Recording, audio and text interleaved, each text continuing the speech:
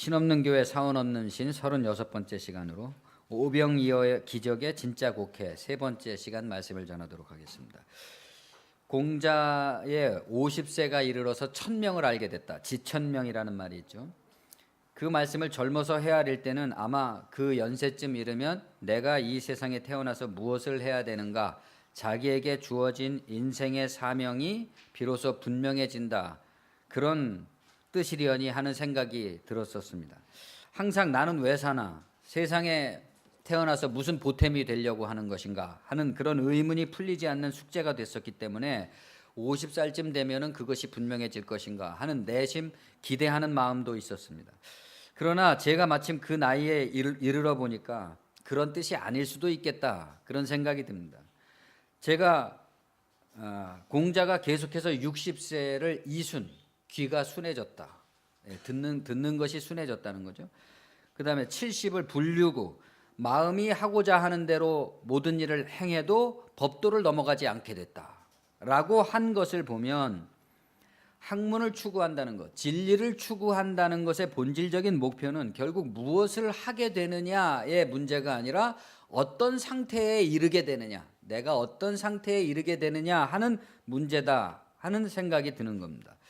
내 인생의 사명이나 의미가 따로 있는 것이 아니라 오히려 그런 자기중심의 인위적인 것을 초월해서 그런 나는 무엇을 할까, 그럴 때 그 나 이전에부터 원래부터 존재하고 있던 자연의 순리를 깨우치고, 그러고 보니까 애초부터 나라는 사람이 그 자연의 순리에 따라서 살아온 것이고, 그 자연의 순리를 배운 것이고, 그 자연의 순리를 깨우쳐서 마침내 다시 그 자연 속으로 돌아가게 되는 그런 것이었구나. 내 인생의 사명이 따로 분리돼서 어떤 추상적인 일을 위해서 내가 몸을 쓰고 힘을 써야 되는 것이 아니로구나 하는 감회가 드는 거죠.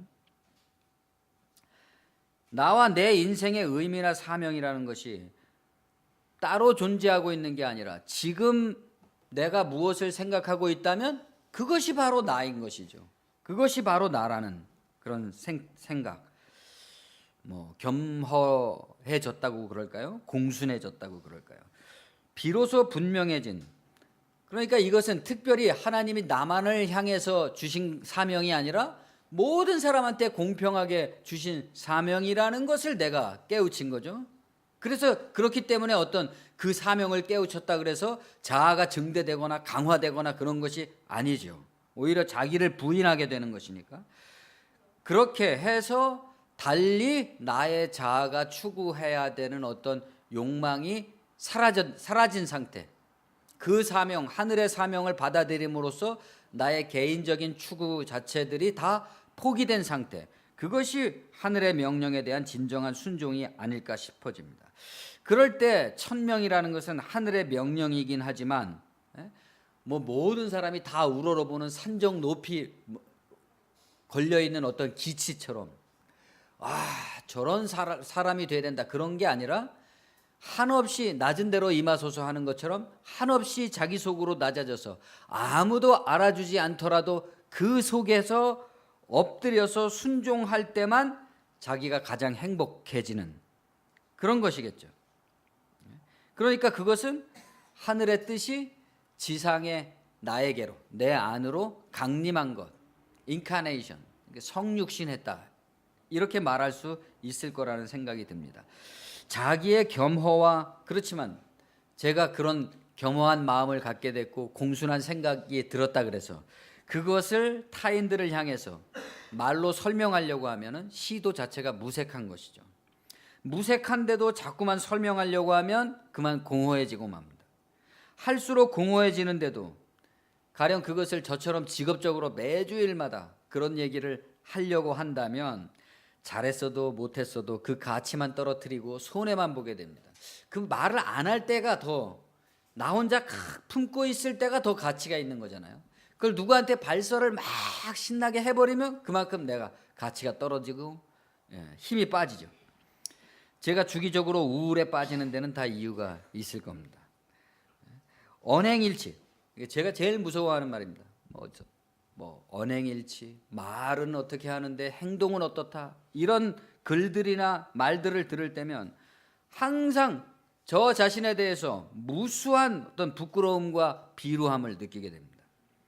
그러나 주기적으로 우울에 떨어지는 것이 반드시 나쁜 건 아닙니다.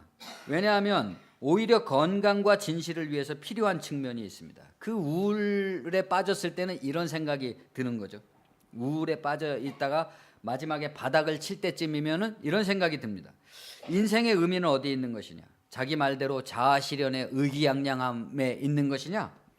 아니면 그러한 자아실현이라는 것이 여한 이유로, 물리적인 이유로 또 심리적인 이유로 주변의 상황에 의해서 억지로 자포자기 상태에 떨어지게 될 때, 그것을 견디면서 살아가는 과정에서 그것이 없이는 살지를 못해가지고 내가 지금 우울에 이렇게 떨어졌는데, 그것이 없어서 우울에 떨어져서 살아가다 보니까 어느덧 뭐를 느끼게 됐냐면 그것이 없이도 사람은 이렇게 존재하고 살아갈 수 있다는 것을 알게 된 거죠.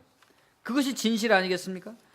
그런 때 세상으로부터 벗어난다는 것은 그 세상의 모든 배열에서 내가 이탈됐어도 나는 이렇게 여전히 존재하고 있잖아요. 사람들은 그 대열에 못 들어가서 안달을 하면서 온 힘을 다 쓰면서도 다 쓰면서도 죽겠다고 그러고 있는데, 나는 거기서 떨어져서 이제는 거기 들어갈 생각을 못하게 됐는데도 살게 됐단 말입니다. 그러니까 자유죠. 그런데 그 자유라는 것은 주머니에 꽂혀 있는 손수건처럼 자랑스러운 그런 자유가 아니죠. 반대로 그것은 외롭고 고독하고 부끄럽고 누추하고 비굴하고 굴욕적이고 슬프고 아프고 쓰라린 상태에서 오는 자유입니다. 가난한 자유죠. 그래서 위선적이지 않고 진실하고 아무에게도 해를 끼치지 않습니다. 또 남을 이용하려고 그러지도 않죠. 질투하지도 않게 됩니다. 그것은 겸손이고 낮아짐이지만 나중에는 겸손이나 낮아짐이라는 생각조차도 없어지는 그런 겸손이고 낮아짐이죠. 그것이 하나의 그냥 기본 상태, 나의 기본적인 상태가 됩니다. 이 기본 상태를 확실하게 획득한 사람은 더 이상의 욕망이나 탐욕에 의해서 서로가 서로를 증폭시켜가고 있는 이 현대의 생활이라는 것 속에서 분명히 자기가 분리되어 있다는 것을, 거기에 가담하지 않고 있다는 것을 알게 돼서 더 이상 그 속력이라든가 유혹의 권력이라든가 이런 것에 의해서 미혹되지 않게 됩니다. 하나님은 실로 공평하시고 그의 기적은 부인할 수 없는 거죠. 그렇기 때문에 하나님의 나라는 말에 있지 않고 오직 능력에 있다, 그런 말씀 많이 들어보셨을 겁니다. 그럴 때 대비되는 것은, 말의 능력이라는 것은 입과 행동력을 말하는 것처럼 들리지 않습니까? 그러나 반드시 그런 것은 아닙니다. 하나님의 나라는 능력에 있지 않고 행동에 있지 않고 말에 있다, 이해에 있다, 이렇게 바꿔도 결국은 같은 말이 될 겁니다. 이해가 됐으면 인식 자체가 바뀐 것이고, 그렇죠? 세상을 우리가 만일에 이해를 했다면 나 자신이 지금 생각이 곧 나인 것이기 때문에 내가 바뀐 것이고, 내가 그것을 바뀌었다면 그 변화를 누군가에게 증명하거나 설명해야 될 필요도 없어지는 거죠. 뭐만 있는 겁니까? 나의 행동으로서의 인식 그 자체만 나에게 있을 뿐입니다. 누군가 그것에 친밀해지도록 어떤 것이나 사람에 관해서 해체하고 분석하고 해석하는 작업도 분명히 필요하겠지만, 예술품이라는 것은 발설되지 않은 상태로 원형 그대로 전체성 있게 있을 때 감흥이 있는 거잖아요. 모든 걸 다 분해해서 파헤쳐 버리면 아무것도 남지 않죠. 진리는 피타고라스의 정리처럼 어떤 수식에 의해서 전파되는 건 아닙니다. 성경 속에 하나님의 말씀이 들어있다 그래서 문장을 다 일일이 파싱해서 그 비유에 낱낱이 들어있는 모든 것을 다 의미를 완전히 해석하겠다고 그런 의욕적으로 남에게 전도를 한다 그래서 해봐야 두 사람 사이에는 여전히 두 사람의 생활 외에는 있는 것이 없습니다. 엊그저께 페이스북에서 성경 읽기에 관한 포스팅을 읽었는데 댓글에 어떤 분이 요즘 성경을 제일 안 읽는 부류가 목사들이다, 그런 글을 썼습니다. 그 말은 반쯤은 맞는 말이다는 생각이 듭니다. 혹은 성경을 열심히 읽을지는 모르겠지만 예수님의 말씀은 따르지 않는다는 비난일 수도 있겠죠. 거기에는 기독교인이라면 무조건 성경은 열심히 읽어야 된다, 그런 어떤 전제가 들어있는 것 같습니다. 또 그러나 성경을 읽는다는 것으로 기독교 진리가 분명해지는 것도 아니고, 설령 그렇게 분명한 이해를 얻었다고 할지라도 그것이 곧 하나님 나라로 직결되는 것도 아니다, 그런 말도 들어있는 것 같습니다. 가끔 제가 말씀드리는 거지만 성경도 하나의 책일 뿐입니다. 한번 자세히 읽었으면 그걸로 족한 것이죠. 맨날 그거 붙들고 앉아 있어봤자 뭐 하겠습니까?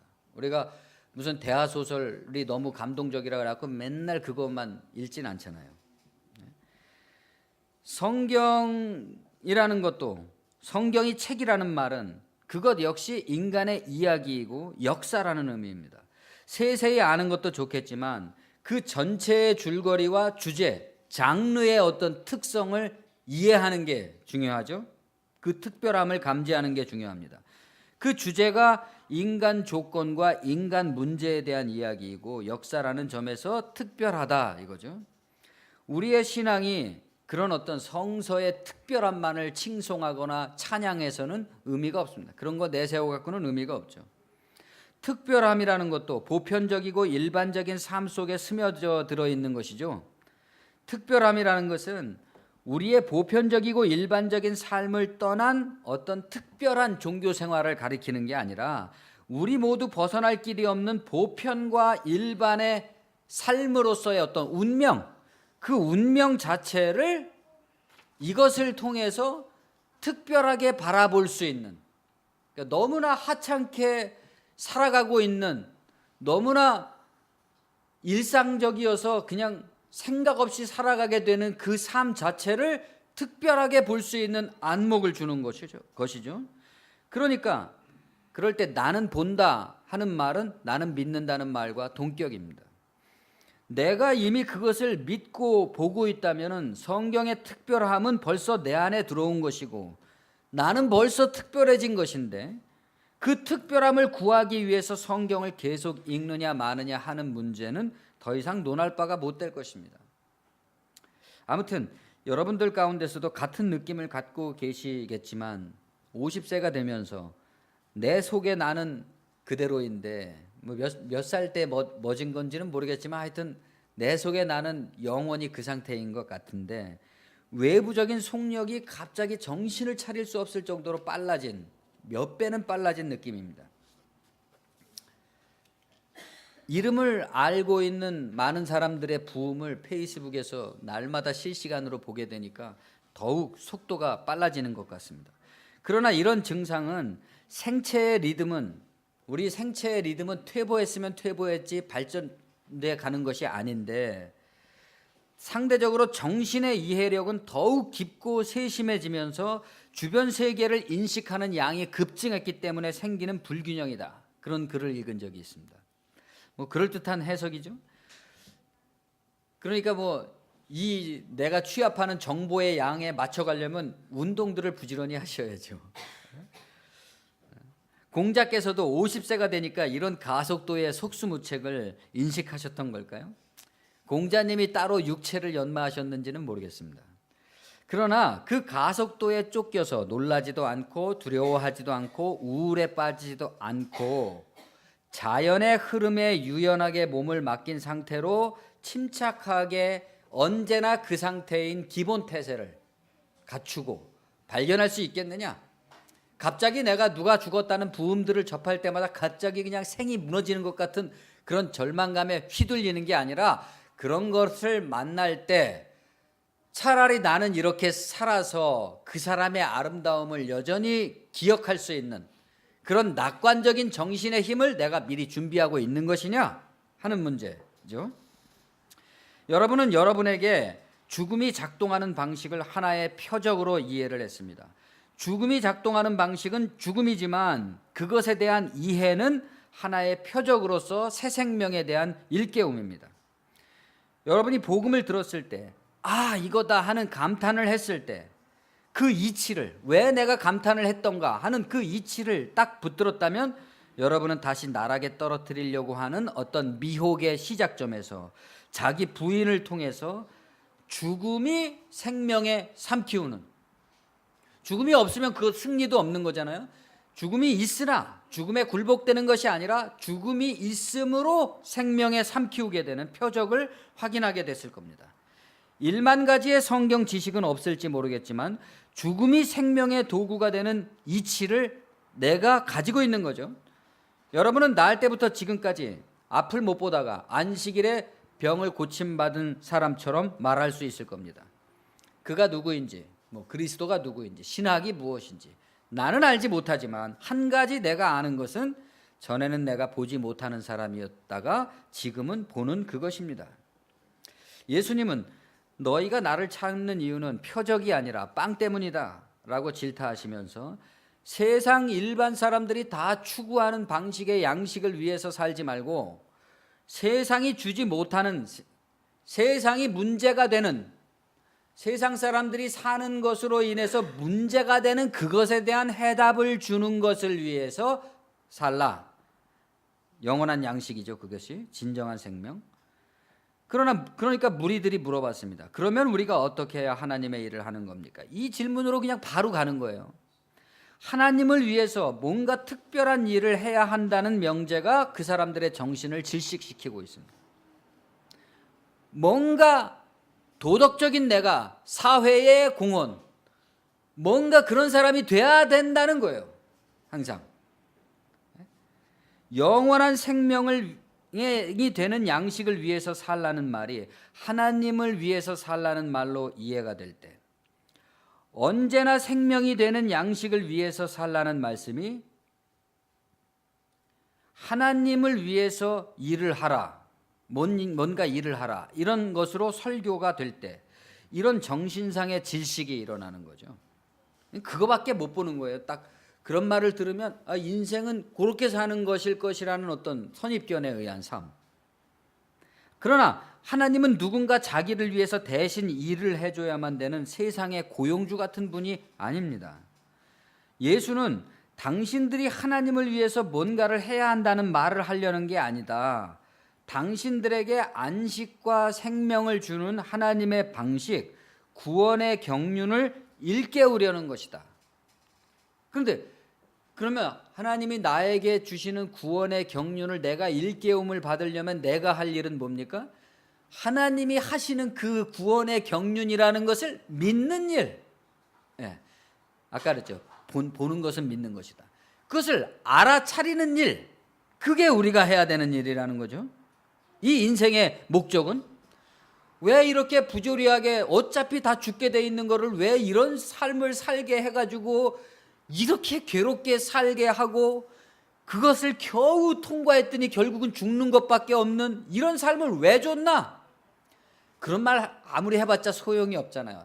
이 주어진 조건에서 이 주어진 조건을 그러면 벗어날 수 있는, 이 주어진 조건이 나에게 오히려 유익이 되는 그런 길은 무엇이냐? 알아차리는 길밖에 없다 이겁니다. 곧 하나님께서 보내신 일을 믿는 것이 하나님의 일이다 라고 정정을 해줍니다. 그러니까 그 사람들이 다시 물었습니다. 그러면 우리가 보고 당신을 믿도록 행하시는 표적이 무엇입니까? 이 말이 이제 공전되는 말이라는 것을 보여주는 거죠. 성경의 하늘에서 그들에게 떡을 주어 먹게 하였다는 말대로 우리 조상들도 광야에서 만나를 먹지 않았습니까? 당황이죠. 사람들은. 당신들은 하나님을 위해서 뭔가를 해야 한다고 일일이 제시를 해주면 그것이 실제로 자기에게는 해당이 안 되고 자기 상태를 해결하는데 아무런 도움이 안 됨에도 불구하고 사람들은 안심을 하고 그 일을 꾸역꾸역 합니다. 하지만 당신 자신에게 이미 작동하고 있는 하나님의 표적을 당신 자신에게서 발견하고 거기서 생겨나는 안목으로 그 누구도 의식하거나 의지하지 말고 오직 하나님과 더불어 자기의 길을 가시오. 그러면 그것이 자기에게 실제로 진짜 유익한 것일 텐데도 당황을 합니다. 각종 프로그램을 만들어서 강력한 세뇌를 시켜주면 나는 하나님을 제대로 믿는 신자라는 자존감에 충만해서 길바닥에 들어눕거나 자동차 밑으로 기어 들어가기도 하지만, 나는 당신은 그런 모든 것으로부터 이제부터 자유입니다. 그러면 갑자기 맥이 빠져갖고 나는 이제 내가 무엇을 믿는 사람인지 안 믿는 사람인지조차도 모르겠어, 이러는 겁니다. 믿기 위해서는 계속해서 뭔가 표적이 필요하고 자극이 필요하고 그런 수요에 맞춰서 가짜 표적을 장사하는 사기꾼들이 공급되죠. 모세의 이스라엘이 끊임없이 먹는 것에 불평을 토로하면서 표적을 구했듯이 예수의 무리들도 계속해서 만나에 집착을 하고 있습니다. 뭔가 오병이어를 통해서 예수가 사람의 아들로서 생명의 양식을 주는 하나님의 아들이시라는 것을 보여줬으면 이제 그의 가르침을 받아서 사람이기 때문에 하나님의 구원을 받게 되는 것이로구나 라는 것을 이해했으면 그 사람이 자기 사람됨 속으로 들어와서 이제 내가 그 구원을 경험하도록 그리스도화 되도록 그것을 순종하면 되는 것을 그들은 또 다른 빵의 표적을 계속해서 요청하는 거죠. 주체적으로는 살지 못하고 계속 누군가의 종살이 하고 싶어 하는 겁니다. 사인은 한 번으로 족한 것이잖아요. 사인을 계속 필요로 한다면 그 사인이 안 먹히고 있다는 것을 말해주는 거죠. 가끔 어떤 분들은 이제 고민이 있다고 제게 상담을 청해 오는데 실컷 그 말을 다 들어주고 나서 이제 머릿속으로 들으면서 계산을 하는 거죠. 이 사람한테는 이런 말이 필요하겠구나. 계산하고 이제 내 차례가 돼서 뭔가 말을 하려고 그러면 그때부터 딴청을 피웁니다. 물론 속을 털어놓는 것으로 상담이 다 완성된 것일 수도 있죠. 그러나 마치 어떤 인간관계에 상처를 받은 사람이 괴로워하다가 그래 요번 일을 계기로 내가 다시는 이런 관계에 빠지지 말아야지 그러고 그렇게 결심을 한 다음에 여전히 똑같은 패턴의 관계에 빠지면서도 항상 자기가 왜 같은 방식의 관계 중독에 빠지게 되는지를 깨닫지 못하는 것과 같이 우리의 신앙이 늘 다 그런 거지 뭐 이런 식으로 끝난다면 문제가 있습니다.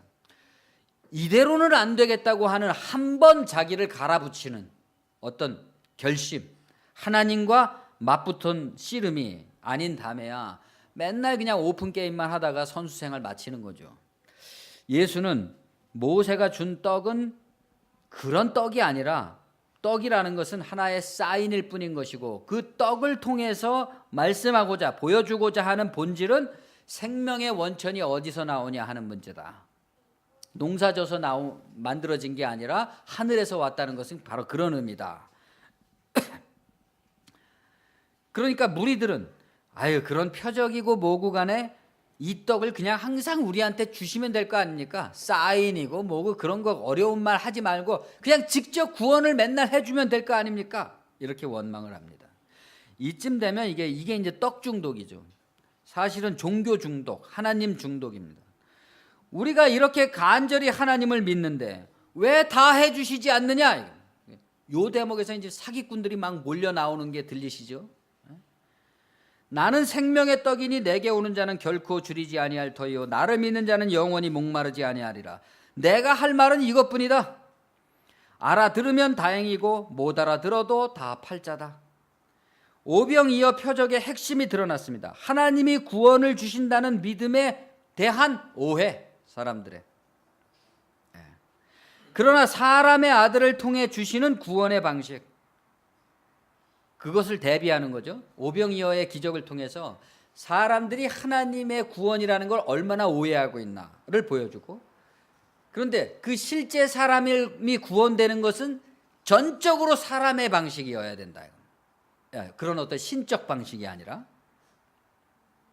다른 복음서하고 달리 요한복음이 오직 예수께서만 빵과 그 생선을 나눠주셨다고 기술하는 이유가 여기에 있죠. 오직 그리스도를 통해서만, 이 예수를 통해서만.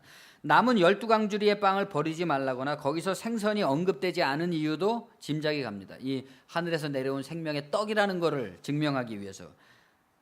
유월절 어린 양의 희생, 죽음으로써 생명이 되는 방식. 그러니까 죽음으로써 생명이 되는 사람의 방식을 일깨우려는 거죠. 사람의 아들이 하나님의 아들이 되는 것, 사람의 구원이 하나님의 구원이 되는 방식. 예수는 이제 자기 자신을 이러한 진리를 위한 영원한 표적으로 우리에게 주려고 하시는 거죠. 그러나 종교 중독, 하나님 중독에 걸린 사람들은 예수에게서 사람의 아들은 보면서도 하나님의 아들인 건 또 못 봐요. 이게 이제 역설이죠. 예수는 자기에게서 사람의 아들인 것을 보아라, 그럼으로써 이게 하나님의 아들인 것을 보아라, 그렇게 말하고 있는데, 사람들은 예수에게서 하나님의 아들됨은 못 보고 사람의 아들됨만을 보기 때문에 하나님의 아들됨을 믿지 않습니다. 현대에 와서도 예수는 거꾸로 됐죠. 현대에 와서는 예수의 사람의 아들 되심은 오히려 하나님의 아들 되심에 가려져 있습니다. 예수를 하나님의 아들로 칭송하는 나머지 예수에게서 사람들이 기대하는 것은 사람의 아들로서의 구원이 아니라 하나님의 아들로서의 하늘로부터 내려오는 떡을 기대하고 있다 이겁니다. 자기 속에서 일어나고 있는 자각적 변화, 영혼의 변화라는 것은 생각지를 못하고 그냥 나의 기도를 들어주시면 될 게 아닙니까? 이런 식이 된 거죠. 그럼으로써 그의 복음도 믿기만 하면 복받는다는 사기꾼들의 변설로 도루묵이 돼버린 겁니다. 예수의 가르침이 참 양식을 준다, 목마르지도 않고 굶주리지도 않는다라는 말씀을 들으면 사람들은 곧바로 빵을 생각합니다. 기도 응답, 소원 성취, 그런 걸 연상하는 거죠. 그렇게 함으로써 그들의 믿음은 세상성을 벗어나지 못하게 되고, 세상성을 벗어나지 못하게 되니까 믿는 사람, 세상 사람들이 다 허무주의에 빠져 있긴 하지만 가장 허무주의에 빠져 있는 사람이 믿는 사람들입니다. 세속적이죠. 그렇게 함으로써 그들의 믿음은 허무주의에 빠져 있으니까 자기들의 그 허무주의를 극복하려고 하니까 또 뭐를 개발하는 겁니까? 여러 가지 행동으로서 증명할 수 있는 율법주의에 기대하게 된다. 그런 것이 만약에 필요 없는 사람은 그러한 율법이 필요가 없습니다. 내 마음속에 이미 벌써 그 믿음이 들어와서 나는 그것을 보고 있는 사람은 여한 그것을 증명해야 될 외적인 율법이 나에게 필요 없다는 것을, 오히려 그 외적인 율법들이 실제에 있어서는 나의 그 신앙을 회방하고 있다는 것을 알게 되죠.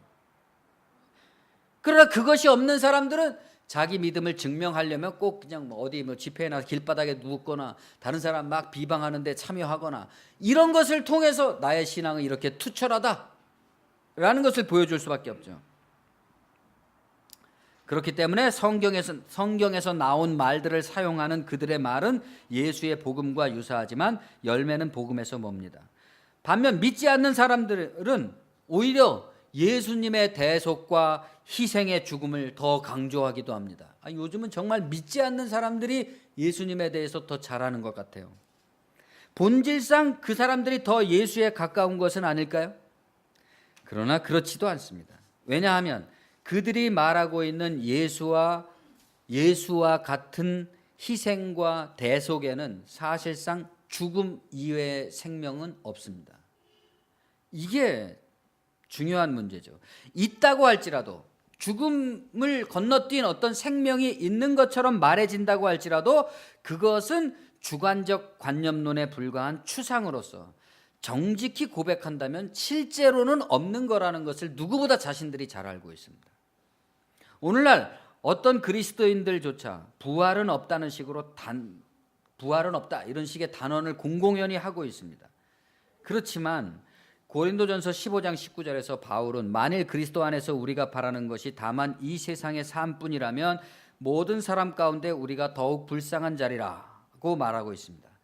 옛날에 어떤 목사님은 천국에 가면은 우리가 지상에서 하나님을 섬긴 대로 이렇게 상을 받는다는 거예요. 그래서 어떤 사람은 머리를 들 수 없을 정도로 무거운 황금 면류관을 받게 되고 어떤 사람은 그냥 새끼손가락에 끼는 면류관을 받게 된다는 그런 식으로 우리를 가르치곤 했습니다. 이런 유치함에 대한 반발이, 이런 천국에 대한 유치한 해석에 대한 반발이 극단적으로 가면 이제 부활은 없다까지 가는 거죠. 그러나 이해의 차원이 다를 뿐이지 그 성경이 천국을 무슨 황금의 길이고 뭐 보석으로 장식된 나라라고 기록해 놨다 그래서 천국이 그런 모습이라는 것이 아니죠. 그것은 하나의 그냥 메타포고 비유를 하는 거잖아요. 예수께서도 천국에 대한 말씀을 조금은 비치셨지만 구체화시켜서 뭐라고 얘기한 적은 한 번도 없습니다. 다만 이해의 차원이 다를 뿐이지 그 부활이 없을 리는 없다 이겁니다. 왜냐? 그것이 우리의 믿음인 것이죠. 지금 우리가 보고 있는 이러한 장엄한 세상이 펼쳐져 있는데, 우리가 이렇게 죄된 세상이고 뭐 영원하지 않은 세상이고 어쩌고 저쩌고 하는 세상도 이러한 세상이 펼쳐져 있는데, 매 순간은, 그리고 우리가 그 속에서 그리스도의 복음을 통해서 알게 된 진리는 뭡니까? 매 순간은 하나님의 자율의 법칙에 의해서 하나의 순간이 그 다음에 결과를 만들어내고 있다는 거, 끊임없이 순환되고 있다는 거죠. 그런 생각을 통해서 매 순간은 그 다음 순간을 낳고 있는 것처럼, 한 알의 밀이 땅에 떨어져 죽음으로써 많은 열매를 맺는 것처럼 지상의 이 삶에 어떤 식으로 귀결이 있으리라는 것은 자명한 것입니다. 그것이 다만 모를 뿐이죠. 우리가 그 나라가 어떻게 생겼는지 모를 뿐이죠. 수많은 인류의 조상들이 그 나라에 대해서 상상력을 동원해서 또는 자신의 영감을 동원해서 그 여러 말씀들을 해놨지만 그것이 어떤 것일지는 아무도 모르는 거죠. 가보지 않았으니까. 그러나 없는 것은 아니다. 아무리 훌륭하고 고상한 사상과 철학이라고 할지라도 우리들의 이 이기적이고 탐욕스러운 삶이 고작 관념에 의해서 위협당하는 적은 없습니다. 그러니까 세상의 철학과 사상이 아무리 아름답다고 할지라도 실제로 세상을 변혁시킬 수 없는 이유는, 거기에는 세상 사람들의 그 이기적이고 탐욕스러운 그 욕망을 상응해서 그것을 이길 수 있을 정도의 실제성이 없다는 겁니다. 거기에 문제가 있는 거죠. 결국 세상이 바리새적인 위선의 체계로 모아지는 데는 믿는 자들의 계토나 불신자들의 광장이나 다를 바가 없다고 하겠습니다. 아버지께서 내게 주시는 자는 다 내게로 올 것이요 내게 오는 자는 내가 결코 내쫓지 아니하리라. 내가 하늘에서 내려온 것은 내 뜻을 행하려 함이 아니요 나를 보내신 이의 뜻을 행하려 함이니라. 그 뜻이 뭐냐? 나를 보내신 이의 뜻은 내게 주신 자 중에 내가 하나도 잃어버리지 아니하고 마지막 날에 다시 살리는 이것이니라. 내 아버지의 뜻은 아들을 보고 믿는 자마다, 그러니까 하나님의 뜻은 하나님이라고 안 그러고 그냥 우리가 이런 인생의 조건에 처해서 자세히 연구를 해봤더니 이 처한 인생의 뜻은 뭐냐? 그 그리스도가 가르쳐준 그 이치를 보고 믿는 자마다 영생을 얻는, 생명을 얻게 되는다. 생명을 얻게 되는 이것이니 마지막 날에 내가 이를 다시 살리리라. 내 가르침은 그것을 믿는 사람에게 육체가 끝나는 마지막 날에 내가 그에게 생명을 주는 것이다. 이게 무슨 말입니까? 내 가르침은 그것을 받아들여서 거기에 순종한 결과로 그 육체의 마지막 날에 그 육체가 소멸됨에도 불구하고 남아있는 어떤 것을 말하는 거죠. 그것을 준다. 생명을 준다. 이것이 한 알의 밀이 땅에 떨어져 죽으면 많은 열매를 맺고입니다. 그것이 내가 지금 주고자 하는 영원한 생명이다 이거죠. 그것을 지금 받아들여야지 그때도 생명이 있는 거죠. 그냥 아무런 생각 없이 살다가 죽으면 그때에 가서 정산되는 어떤 그런 것을 말하는 것이 아닙니다.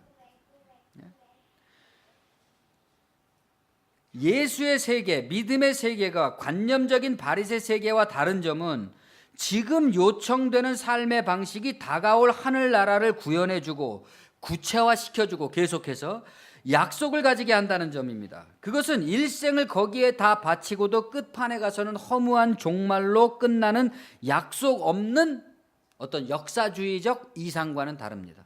나는 비록 이렇게 죽지만 후세대가 그것을 더 좋은 세상을 맞게 될 것이다. 이런 거하고는 다르다 이겁니다.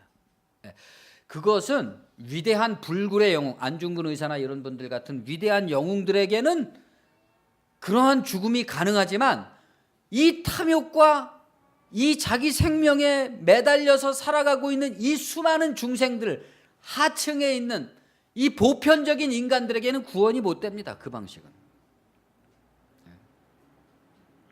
그렇기 때문에 비록 유치할지라도 우리 어머님의 천국이 너무나 똑똑한 나머지 신앙을 상실하는 데까지 나아가는 방탕한 아들의 사상보다는 더 위대한 이유가 여기에 있다고 하겠습니다. 유대인들은 그들의 메시아 신앙에 대한 선입견에 의해서 예수의 말씀을 깨닫지를 못합니다. 현대인들 역시 그들의 메시아에 대한 선입견 때문에 영원한 표적, 어떤 표적입니까? 그가 가르치신 그 이치를 볼 수 있게 될 때마다 그 영원한 생명이 무엇인지를 자각하게 되는 그 방식으로서의 예수를 깨닫지 못한다. 결국은 같은 걸림돌입니다. 그가 어떻게 하나님의 아들일 수 있느냐 하는 것이죠.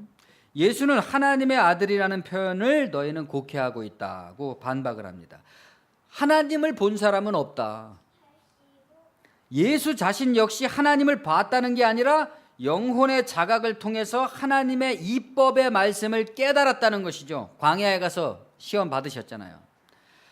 이런 말, 그러나 아무리 이렇게 좀 더 우리가 19세기에 쓰던 어떤 신앙의 말을 변개해서 현대화시켜서 아무리 설명하려고 한들 받아들이지 못하는 사람은 못 받아들이는 거죠. 진실로 진실로 너희에게 이르노니 내 말을 믿는 자는 영생을 가졌나니 내가 곧 생명의 떡이니라. 예수 자신이 표적이라는 말입니다. 이 말은 예수 자신이 이 죽음에서 생명으로 넘어가게 되는 하나의 표적이다. 너희 조상들은 광야에서 만나를 먹었어도 죽었지 않았느냐? 너희가 이 정도면 증거로 인정할 수 있겠다라고 하는 하나님의 구원이 가능하다고 할지라도 결국은 육체의 사람은 죽게 마련인 것이다. 내가 말하는 하늘에서 내려오는 떡이라는 것은 그것을 먹음으로써 이러한 육체의 죽음이 낳는 죽음의 지배로부터 죽지 않게 해주는 새로운 가능성, 영적인 삶, 인식의 전환을 말하는 것이다. 그것은 나를 통해 전파됨으로써 나를 통해서 나를 하나의 모델로서 전파되는 것이기 때문에 내가 곧 생명의 빵이 되는 것이죠. 그렇죠? 기적의 열광을 한다고 할지라도, 선행에 몰입을 한다고 할지라도, 또 이념에 열광을 한다고 할지라도 고승도, 도사도, 대형교회 큰 목사님들도 다 죽는 것입니다. 기도 응답도 소원 성취도 영원한 게 아닙니다. 예수가 주시려는 떡, 곧 가르침은 자기 자신이다. 자기 자신 속에서 일어나는 일, 자기 자신일 수밖에 없죠. 그것이 하나의 표적이니까.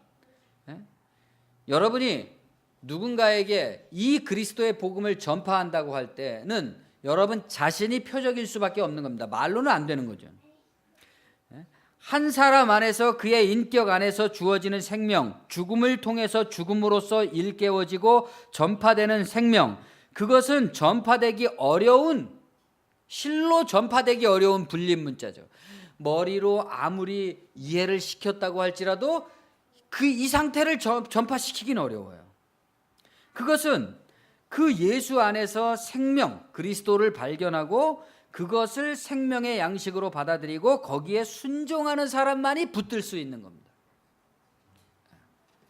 나는 하늘에서 내려온 살아있는 떡이니, 예전에 신학교 다닐 때 그 박영선 교수님이 어느 날 이제 막 수업을 하셨어요.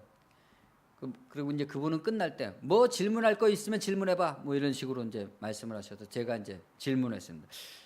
목사님이 그렇게 가르치시는 그것을 성도들이 어느 정도 이해한다고 생각을 하십니까? 그리고 이제 질문을 한 적이 있었어요. 그랬더니 저를 딱 노려보시더니 나 혼자 떠드는 거지 뭐, 그러면서 대답을 하신 적이 있었습니다. 전파되기 그만큼 어려운 거죠. 내가 하늘에서 내려온 살아있는 떡이니 사람이 이 떡을 먹으면 영생하리라. 내가 줄 떡이 곧 세상의 생명을 위한 내 살이니라. 그러니까 이런 말씀이 지금까지 그 이어져 내려온 맥락 속에서 이해가 돼야 되는 거죠. 그러므로 유대인들이 서로 다투어 이르되 이 사람이 어찌 능히 자기 살을 우리에게 주어 먹게 하겠느냐. 이게 지금 이렇게 완전히 오해되고 있는 걸 계속 보여주고 있는 겁니다. 대책이 없습니다. 예수는 이제 대책이 없다는 것을 아시면서도 그 사람들의 방식대로 그대로 밀고 나가 버립니다. 아예 내가 진실로 진실로 너희에게 이르노니 인자의 살을 먹지 아니하고 인자의 피를 마시지 아니하면 너희 속에 생명이 없느니라. 내 살을 먹고 내 피를 마시는 자는 영생을 가졌고 마지막 날에 내가 그를 다시 살리리니 내 살은 참된 양식이요 내 피는 참된 음료로다.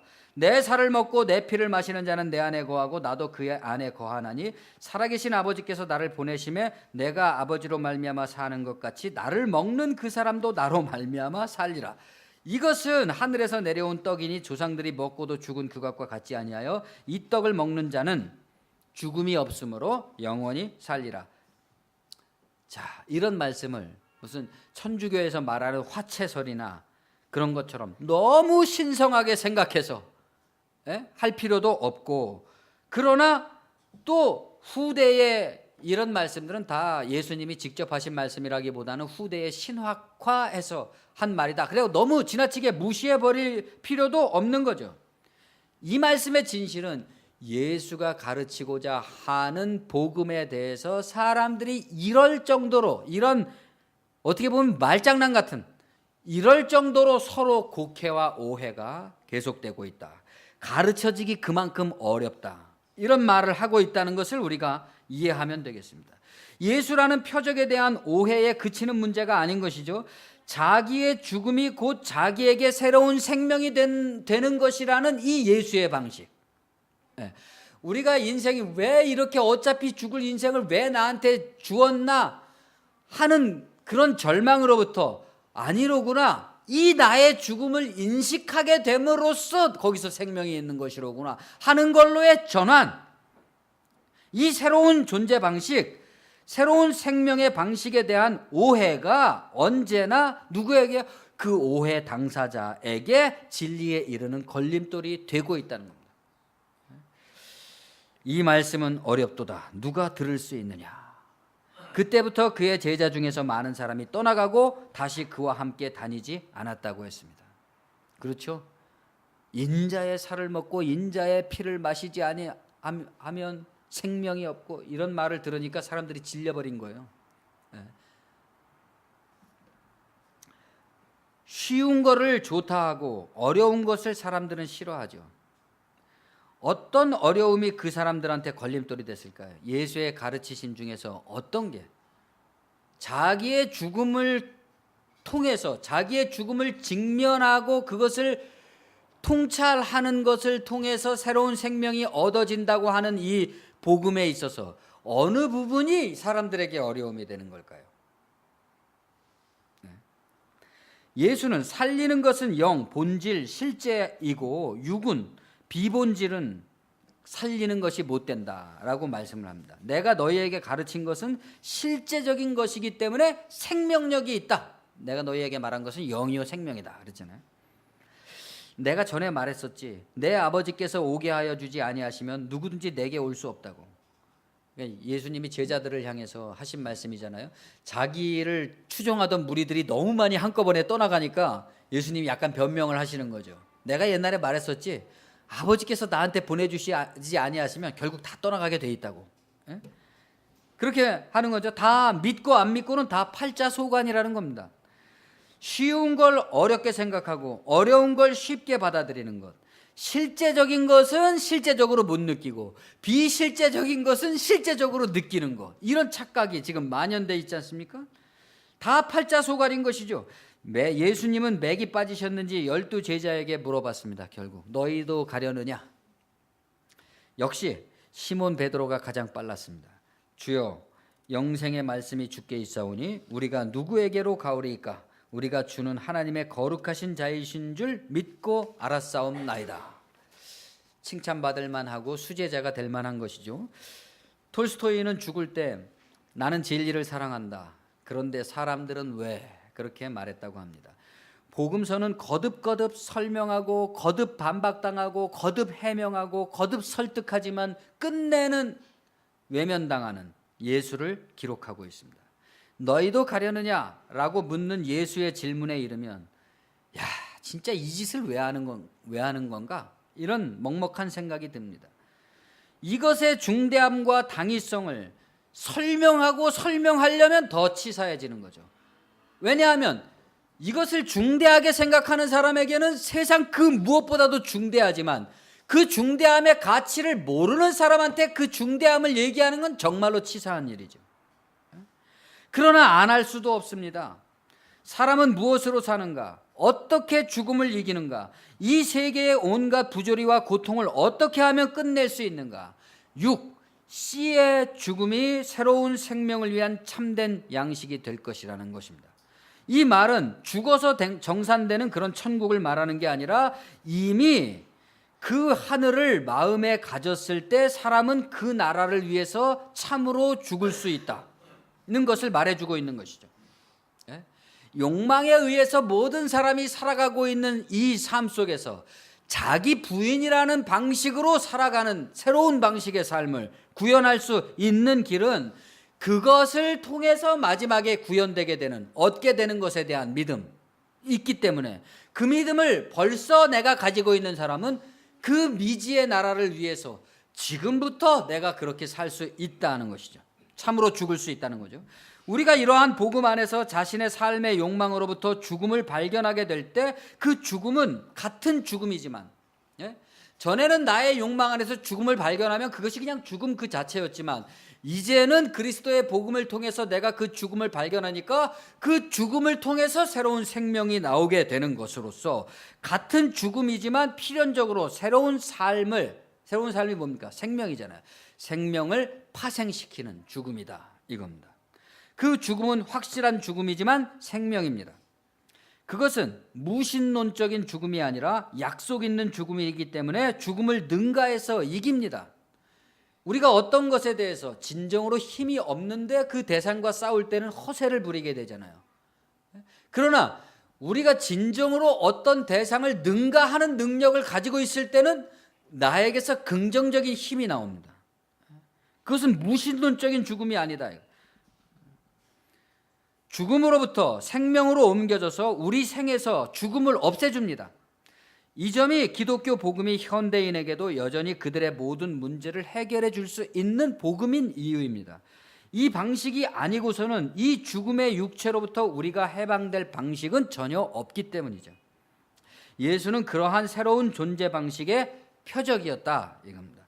여러분은 그리스도에게서 무엇을 받았고 기대합니까? 여러분의 하나님의 아들은 여전히 사람의 아들로서 무시당하고 있거나 여러분의 사람의 아들은 여전히 하나님의 아들이라는 표상에 가려져서 박제되어 있는 것은 아니신지요.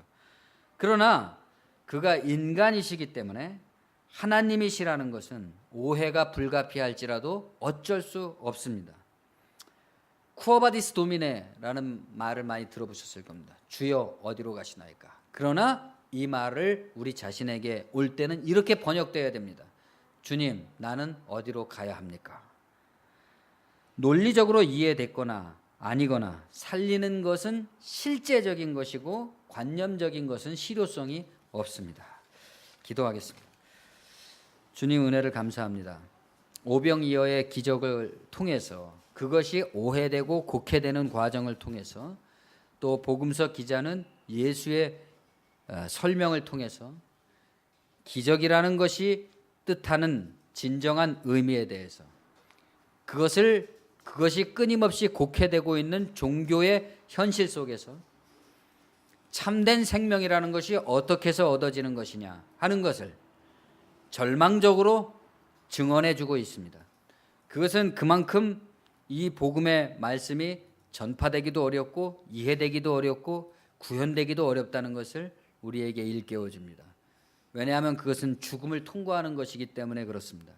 우리가 우리 자신의 죽음을 통과할 때 그것을 능가하는 자신의 죽음을 온전히 받아들임으로써 그 이후에도 남아있는 자신을 발견함으로써 그 모든 것이 없음에도 불구하고 여전히 존재하고 있는 생명의 가능성에 대해서 우리가 생각하게 하시고 또 이 사색의 가을에 참으로 우리 자신 안에서 그러한 신앙이라는 것이 어떤 것인가를 다시 성찰해보는 계기들이 있도록 인도하여 주시옵소서.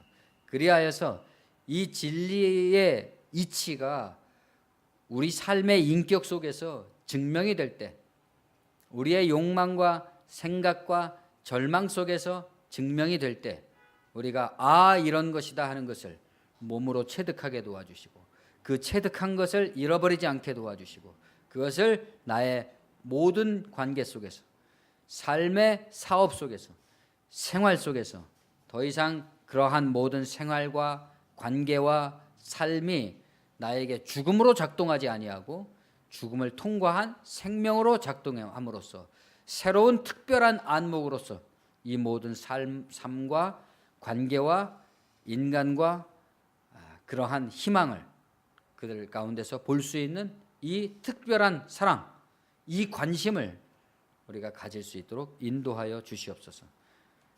우리에게 비록 죽음이 만연해 있을지라도 여전히 그 죽음을 능가하는 긍정의 생명력이 우리에게 있는 한 우리는 그 죽음을 이기고 여전히 생명을 향해서, 의미를 향해서 나아갈 수 있을 것입니다. 주님, 우리 모두에게 이러한 생에 충만한 열정과 희망을 잃어버리지 않고 간직하며 또 그것을 필요로 하는 사람들에게 전해줄 수 있는 그러한 준비가 우리에게 돼 있도록 인도하여 주시옵소서. 예수 이름으로 감사하며 기도합니다. 아멘.